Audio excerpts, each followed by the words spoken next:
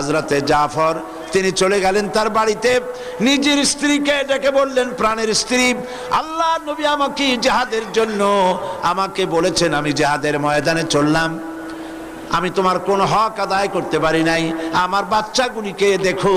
তারা যেন আমি যে রাস্তায় জীবন দিলাম সেই রাস্তায় যেন তারা তৈরি হয়ে যায়। হযরত জাফরের স্ত্রী তিনি বললেন, প্রাণের স্বামী, আমি নবীজির অর্ডার করেছেন আপনাকে জিহাদে যাওয়ার জন্য, আমি নিষেধ করতে পারি না, তবে আমি আল্লাহর কাছে দোয়া করি। দুখানা হাত উত্তোলন করে তিনি দোয়া করলেন, রব্বুল আলামিন, আমার স্বামী নবীর নির্দেশে জিহাদের ময়দানে যেতেছে, তুমি দয়া করে তাকে জিহাদের ময়দান থেকে গাজী বানাই আমার কাছে ফিরাইয়া দিও। হযরত জাফর তরবারি উন্মুক্ত করে তরবারির উল্টা পিঠ দিয়া হযরতে জাফর তার স্ত্রীর হাতের উপর মৃদু